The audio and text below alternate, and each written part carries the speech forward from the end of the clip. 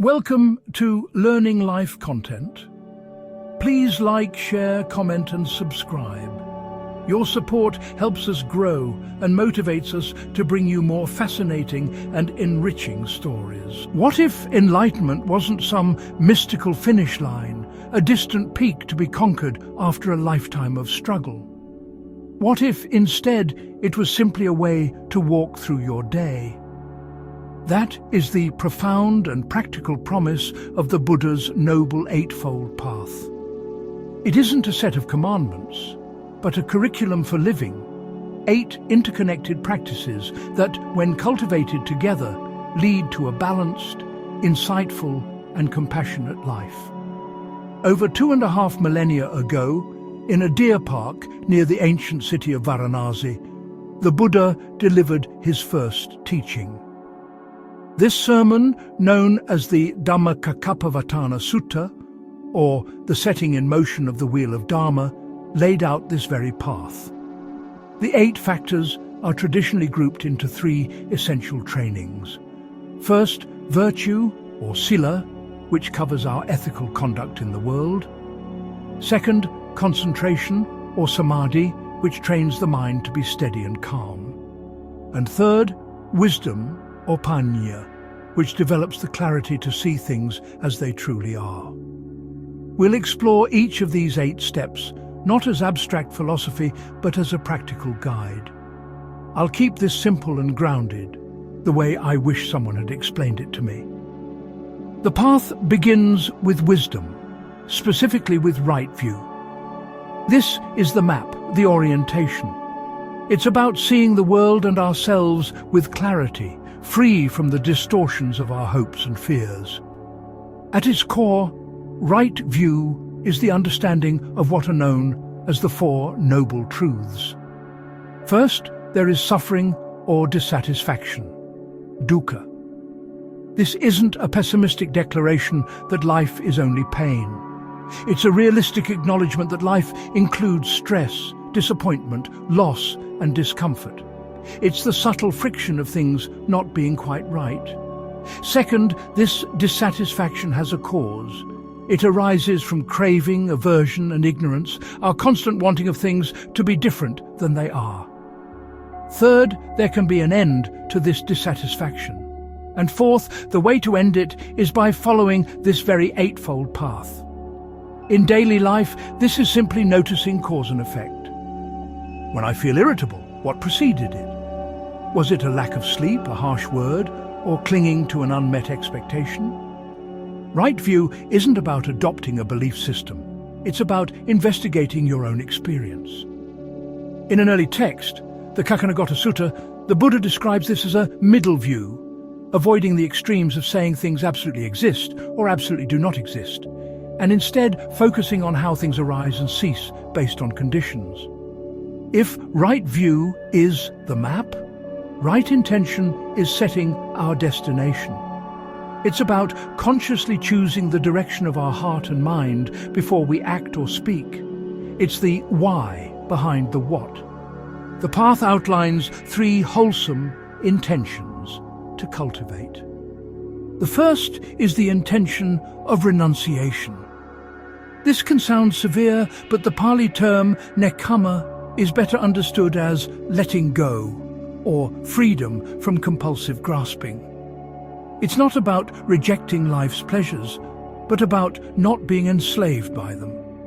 It's the intention to release our tight grip on outcomes, possessions, and ideas. The second is the intention of goodwill. This is the active choice to meet the world with kindness rather than ill will, with friendliness rather than anger. It's the simple wish for others to be well and happy, even those we find difficult. And the third is the intention of harmlessness or compassion. This is the resolve to not cause harm to any living being, including ourselves, through our thoughts, words, or actions. A simple micro-habit is to pause before starting your day and ask, what is my deepest intention for today? Can I move through it with a little more kindness and a little less harm? Now we move into the division of virtue, or sala, beginning with right speech. Our words have immense power. They can build bridges or erect walls. Right speech is about using that power skillfully and compassionately. It asks us to abstain from 4 kinds of harmful speech: lying, divisive speech that sets people against each other, harsh speech like insults or yelling, and idle chatter or gossip that wastes time and clutters the mind. Instead, we cultivate speech that is helpful. A useful filter is to ask 4 questions before speaking, especially in a difficult situation. Is it true? Is it beneficial? Is it spoken at the right time? And is it spoken with a gentle heart? You might not always meet all 4 criteria. For instance, early monastic codes recognized that sometimes a difficult truth must be spoken for someone's benefit, even if it isn't pleasant to hear. The key is the underlying intention of compassion. If the answer to most of these is no, then, as the saying goes, silence is the upgrade. Next in the realm of virtue is right action. This is about aligning our physical behavior with our values of compassion and clarity. The traditional formulation is beautifully simple. Abstain from taking life, abstain from taking what is not given, and abstain from sexual misconduct. In our modern world, this extends far beyond the obvious. Not harming can mean making conscious choices about our environmental footprint. Not stealing includes respecting intellectual property and giving credit where it's due in our digital lives. Sexual misconduct broadens to a deep respect for consent, honesty, and the emotional well-being of others in our relationships. Early Buddhist communities codified these as precepts for lay householders, recognizing that ethical living wasn't just for monks and nuns, but for everyone. It's about integrity in our every move. The final part of the virtue section is right livelihood. Since we spend a vast portion of our lives at work, the path asks us to consider how we earn our living. Is our work aligned with our intention to not cause harm? Does it contribute to the well-being of society, or does it exploit people or the planet? This doesn't mean everyone must work for a non-profit. It means bringing awareness to our role. We can ask, what is the supply chain of harm connected to my job? Am I contributing to it, or am I in a position to reduce it? Early texts listed specific trades to be avoided, such as dealing in weapons, poisons, intoxicants, or trading in living beings. Today, we might reflect on industries that thrive on addiction, misinformation, or environmental destruction. It's about choosing work that doesn't trade our integrity for a paycheck. Now we enter the division of concentration, or samadhi, which begins with right effort. This is the energy we bring to the path. It's not about forceful striving or hustle culture. It's more like garden culture, a gentle, wise, and persistent application of energy. This effort is applied in 4 ways. First, the effort to prevent unwholesome states, like anger or jealousy, from arising. Second, the effort to abandon these states once they have arisen. Third, the effort to cultivate wholesome states, like kindness and generosity, that have not yet arisen. And fourth, the effort to sustain and nurture these wholesome states that are already present. It's a continuous process of pulling the weeds and watering the flowers in the garden of the mind.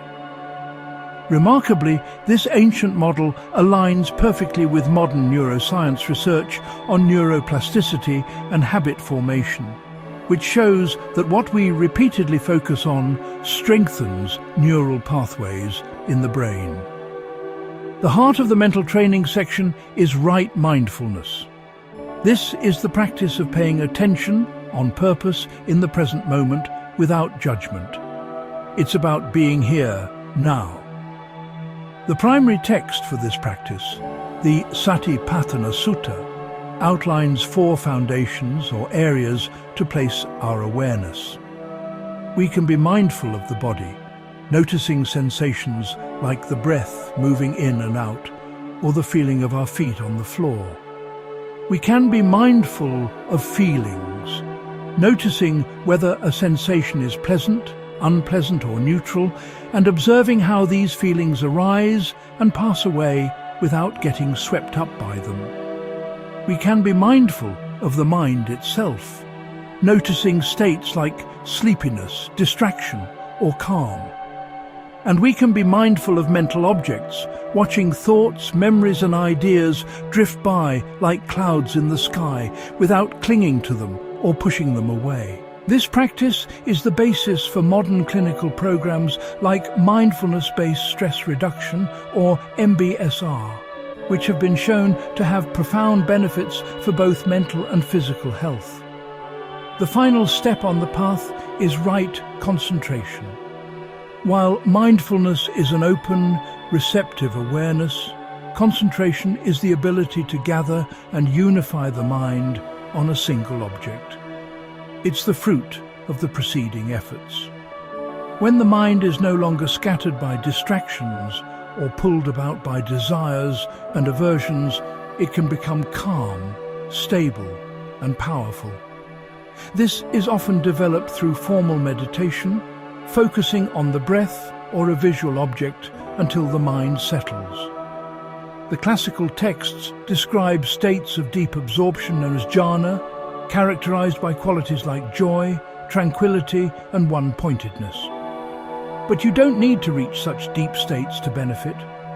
Even 5 quiet minutes of focusing your attention can change the entire tone of your day, providing an anchor in the midst of chaos. This practice directly trains our capacity for attentional control, a skill invaluable in our age of constant distraction. And so we see how the path comes full circle. The word right here doesn't mean correct in a scolding way. It means well-aligned or in harmony. No step stands alone. They all support each other. Ethical conduct, virtue, calms the mind, making it easier to focus. A steady mind, concentration, allows for the clear seeing of reality, wisdom. And this profound insight, wisdom, naturally inspires more ethical and compassionate behavior. This integrated vision for human flourishing is so powerful that it has shaped civilizations. The great Indian Emperor Ashoka in the 3rd century BCE was so moved by these principles that he inscribed them on pillars across his vast empire, encouraging ethical governance and social welfare based on this very path. The noble Eightfold Path is not a destination to arrive at, but a path to be walked moment by moment. It is an invitation, not a demand. An invitation to see more clearly, to intend more kindly, and to act more wisely. You don't need to perfect all 8 steps at once. Simply choose one small upgrade today. Perhaps it's pausing before you speak. Perhaps it's noticing your breath for just 1 minute. This is how the journey unfolds, one step and then another on the path to a more balanced life. Thank you for watching Learning Life content. Please like, share, comment and subscribe. Your support helps us grow and motivates us to bring you more fascinating and enriching stories.